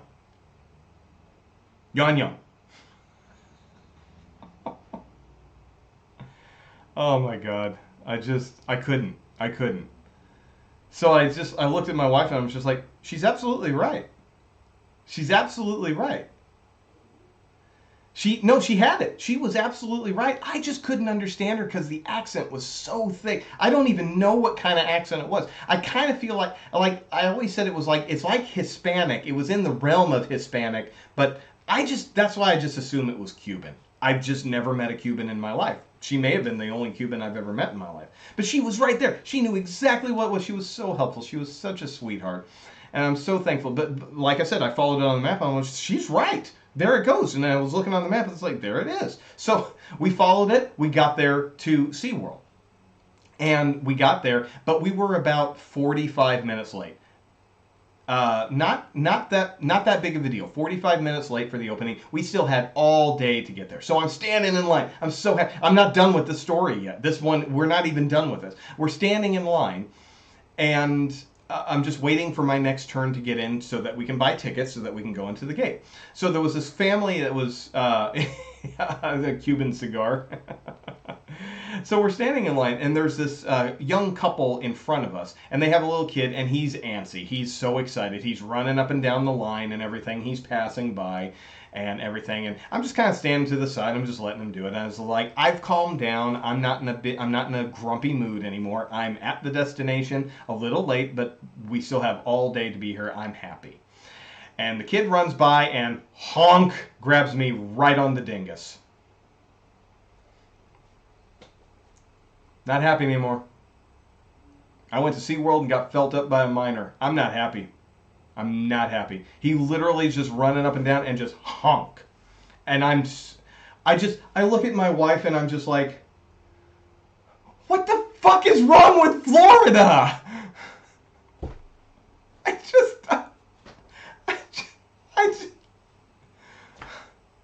and the kid doesn't even acknowledge it. He just kept running up. And by that point, they got their tickets. They went in. And I'm just like, whatever direction they go, I want to go the other way. Anyway, so we had fun at SeaWorld. We saw a bunch of shows. We did everything right there. And I thought it was great. Controversy aside, I thought SeaWorld was a fun time. Anyway, still not done. This trip, still not done. So the next day, my wife gets up and she's like, you were so disappointed over the other beach. I'm going to find you a real beach. So we go looking and we go driving. Long story short, we end up at Daytona Beach. And I'm like, this is a legitimate beach. We go there. I'm sitting in the sand and it's ocean and it's real. It's so beautiful. There's this long bank of sand. The waves are crashing in. And my wife is kind of...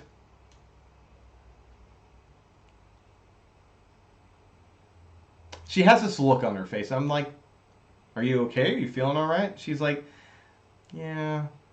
I'm just like, okay, what's wrong? What's going on? And she's like, I don't want to say it. I don't want to ruin. You're having such a good time. I don't want to ruin it. I'm just like, what's the matter? And she's like, this is the grossest fucking beach I've ever been on. And I'm just like, I know. It's all I have, though. And she's like, I know. But she's like, this is disgusting, dirty water.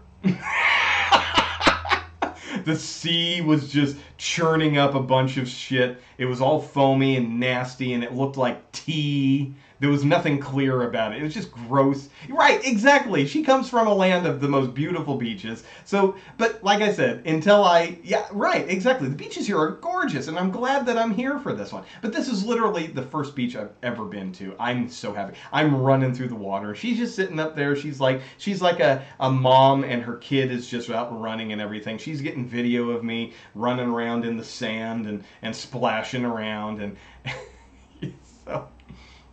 So we spend the whole day, well, most of the day. By the time we got there, we had been there for probably 2 hours or so. I'm digging in the sand. I'm playing in the sand. I'm doing all this stuff, and I'm so happy. Well, while we're there, the sun starts getting low in the sky, but it's not quite twilight or dusk or anything like that. And I look down the way, and I'm like, there is a pier all the way down there. And I'm just like, why don't we hike to the pier and see if there's anything there? And my wife was like, that sounds like a great idea. So we go back to the car. We put in all of our stuff. We put our towels and our, all the, beach stuff and everything. And I'm wearing my swim trunks. So I'm like, I'm just keeping in my swim trunks, but I'm going to put my water shoes on so that I can walk in the sand and, if there's any rocks or anything, I can still walk on those and everything.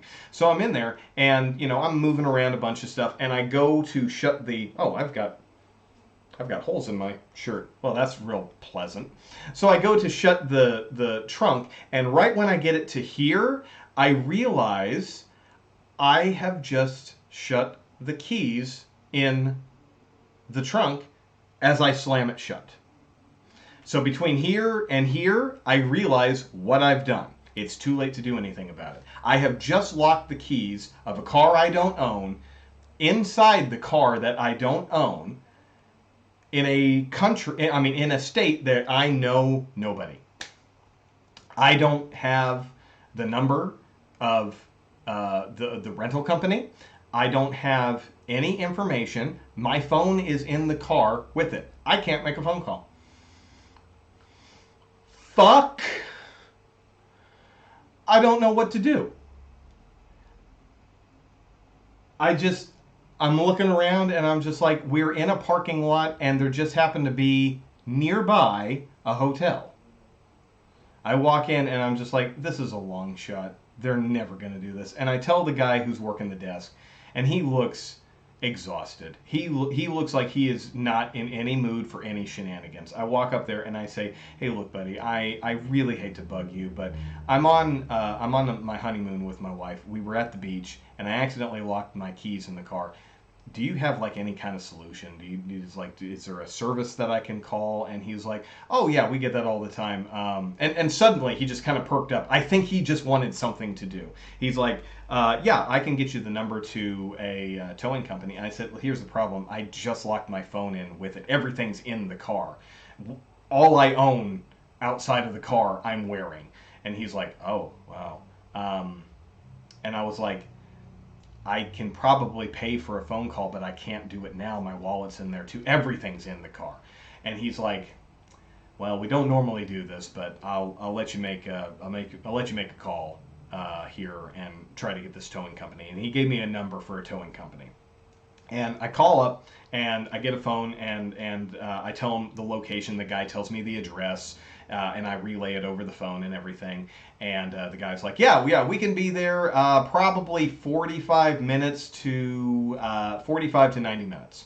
And I'm like, well, I'll be here. I'm not going to be going anywhere else. So the sun's starting to set. It's starting to get dark. And I'm just like, oh, God. And I've still got like a 2-hour drive to get back home. So I'm just sitting in the parking lot. And I'm so mad. I'm just grumbling. I'm just like, so finally, it takes about 90 minutes to get there, and the guy shows up, and so we're just kind of chit chatting, and then and he's got the tow truck and everything, and he's there, and he's like, yeah, we should be able to get in there, no problem. And I said, how much is that going to cost and everything? He's like, oh, it's this, and everything. And all of a sudden, a second tow truck that looks nothing like the first tow truck shows up and parks alongside with him. And the guy looks at me, he looks at the tow truck, and he looks back at me, and he was like, you got to watch out for this shit here in Florida. And I'm just like, what? And he's like, yeah, see, some people listen on the dispatch, and then they run in, try to get the fare. And I'm just like, what the hell does that mean? So, the first tow truck driver has not started the job. He goes to block the other guy from taking the job from him. These two guys are now, they're not arguing, but they're not exactly friendly either. The one guy's like, yeah, I'm already on the scene. He's like, oh, well, here's the thing. I got the call over my dispatch that I'm supposed to be here. I don't know which one of these is the company I called. I don't live in this state. One of them could be the fare. One of them could be the other one. Which one's the person who tried to snipe the job? I don't know. So these guys start arguing, but they're not fighting. They're just conversing. And they're talking about things. All of a sudden, one of them starts trying to hire the other one to be a driver for him. And the other guy doesn't think that's a terrible idea. But right now, he's driving for this company. And I'm like, I swear to God, whoever is the first person to get the car open gets the paycheck. Suddenly, one of them runs over and does the job. And I'm like, for Christ's sake, will you just unlock my fucking car? You can hash out the job details later when you're not on my time. He gets in the car, and I swear to God, he breaks it. And I'm like, there goes my fucking deposit. He jams a blade into the Mini Cooper window, because when the Mini Cooper shuts, the car zzz, it's like the door goes zzz, zzz, and it sinks and it cinches up. I can't remember exactly how it does it, but the window locks into place. He busts that, gets in, and I'm just like, I have to now pay for this car. I don't know if this is under. Oh my God. Right. I think that's what it was. They weren't full frame, so they just whatever. And I was just like, so he couldn't open the door without it unlatching itself. He ends up breaking through the damn thing, not through the glass, but through like the seam. And like a part of it comes off, and he just chucks it in the back seat, and I'm just like, what the hell do I tell the rental company? Do I just take it back and hope they don't notice, and then don't charge me on my fucking card? Oh God, I get in the car and we just start driving home, and now it's nighttime, and now I'm trying to drive at nighttime, and I'm just like, oh my God, is this trip ever gonna fucking end? And I'm in such a mood because every day it's just something different. And we get back to the room and we're just laughing our asses off. It's so stupid. Oh my God, it's like, oh, it was just the dumbest thing. It was just event after event after event. It's just nothing went right. It was still a great trip. So anyway, that was my honeymoon nightmare.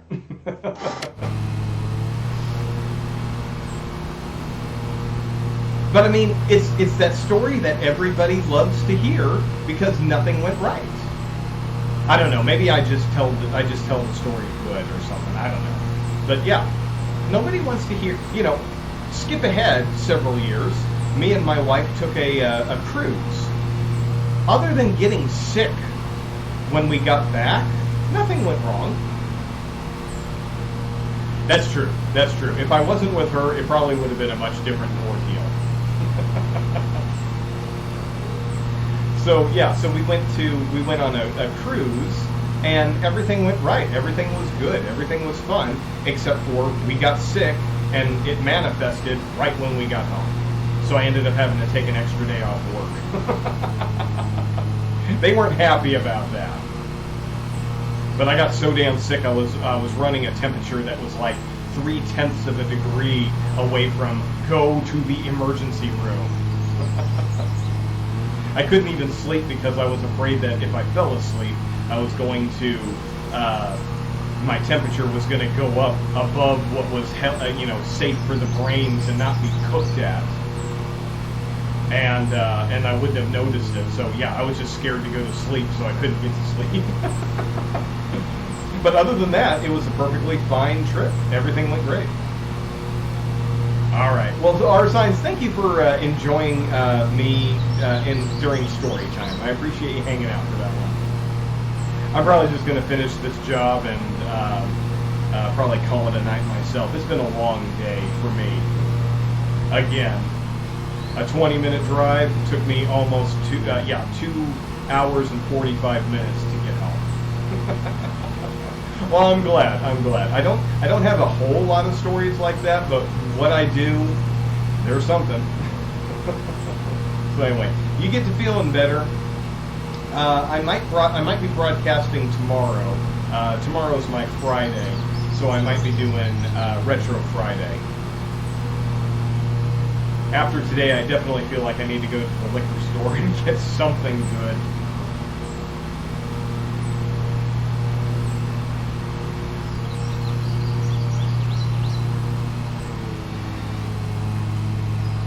All right. Well, like I said, get feeling better, and if you're not feeling well enough, don't risk it.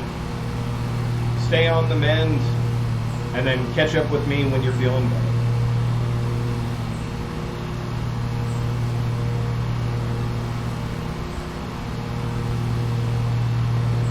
All right. Good night, man. Get some sleep. Hopefully, you're feeling better when you wake up.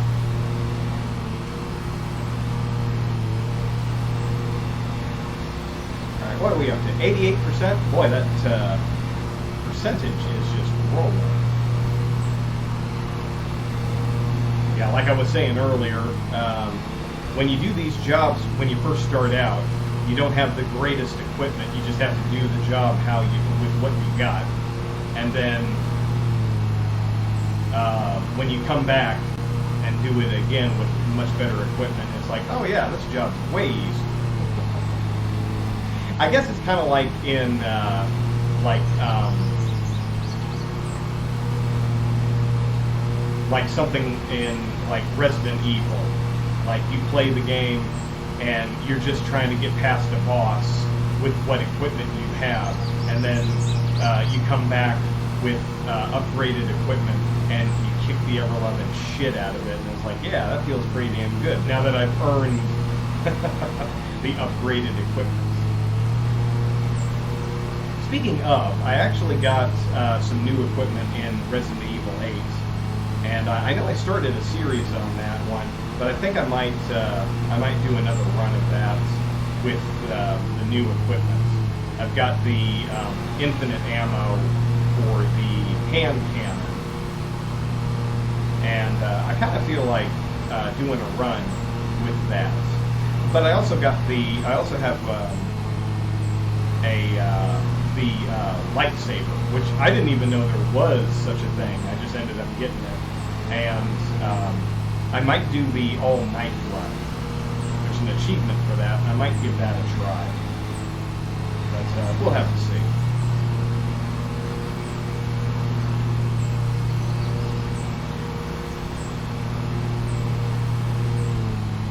I was really very surprised at how good Resident Evil 8 turned out to be. I liked Biohazard number 7. I liked what it did to kind of correct all the crap that number 6 was. The 6 was one of the worst ones I've ever played in the series, and I was just not happy with it at all.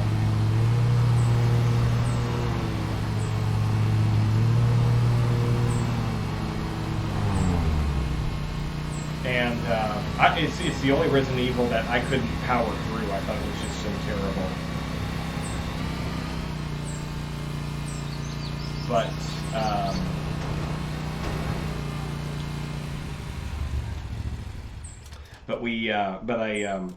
with Biohazard, I thought it was it wasn't a great game, but I thought it was at least a step in the right direction.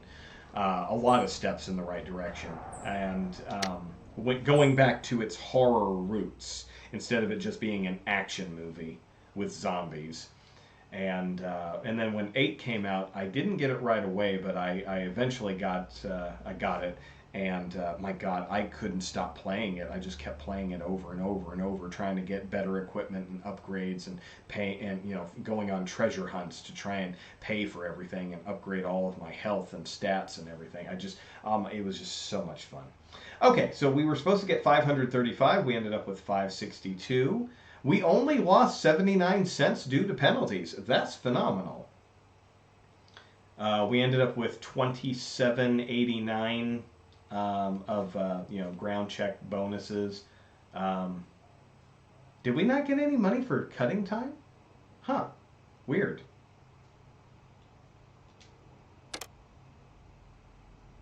Oh, weekly report. We're down almost $2,000. All right, but looks like Margot is back, not sick anymore now that it's past the weekend. So let's see, what should we train? We can't afford the vehicle maintenance. Advanced driving level 3, time management. Let's do advanced driving.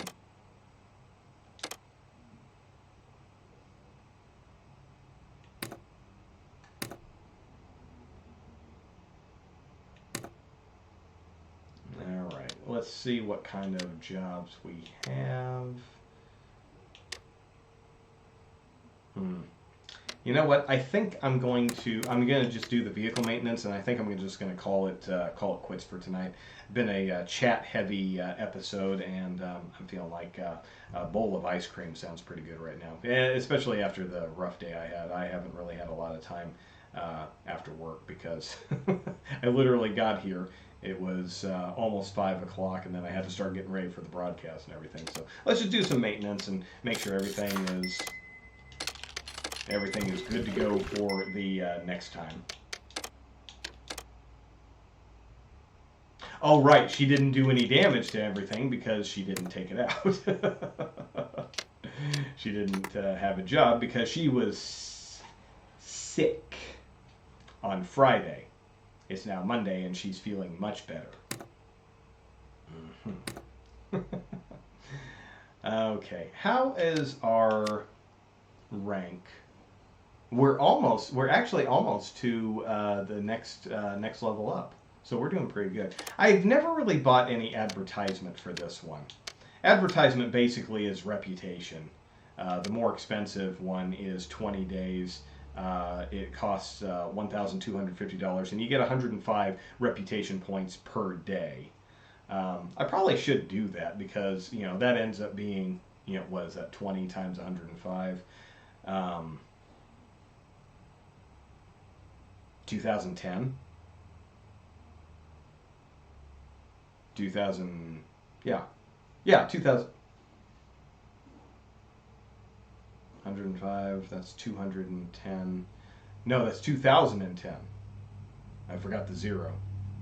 But it's, the cheaper options, you don't get nearly as much. 5 days for 140 per day, that's, 600. And then one day is 210, but it costs 250. So advertisement. Next time I get enough money, I might try that, and that'll help level up the rank a little bit faster. Let's take a look at our headquarters. Can we buy a headquarter yet? Redwall building is currently what we have. So the next one, let's see. Okay, so our current HQ value is 154,530. So basically, we need to get enough money so that we have a total asset value of 160, and then we can buy that, and that'll give us 3 bays.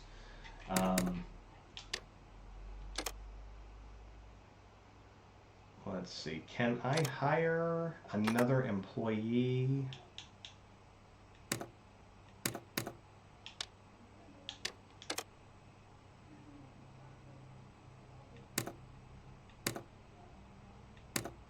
Boy, that loan is really taking a lot of time to pay off. It seems like every time I pay off a bit, it just gives me right back to the next one. Alrighty, well, that's going to do it. That's going to do it for this one. Tomorrow is my Friday, but I have all day off, so I think I'm just going to spend the day doing absolutely nothing since today was rough. But, what can you do? That's life. So tomorrow, since it is Friday, it will probably be Retro Friday. I've got a lot of retro games still to play. And Retro Friday kind of has its own little vibe. I usually play some arcade games and just random assortment of them. Usually end up playing some Miss Pac-Man no matter what. So join me for that. And then there's the weekend. I don't broadcast on the weekend, and then we got Monday. So Lawnmower Simulator will probably take a back seat for a couple of days so that you guys don't miss anything there. And to all the people who want to put your ads up on my stream chat, don't do that. Just don't do it. Don't do it. I already have to put a 10-minute waiting list for anybody who's new to the whole thing, and don't be that person. It's so lame. It's like, does any of that even work? It just bugs me. And I don't like being the jerk to the jerks, but yeah. If you put up an ad, I'm just gonna ban you. I don't care. But I appreciate you upping my stats for just a short amount of time for absolutely no sales. So, oh boy. Alrighty. So everybody have a great rest of the day.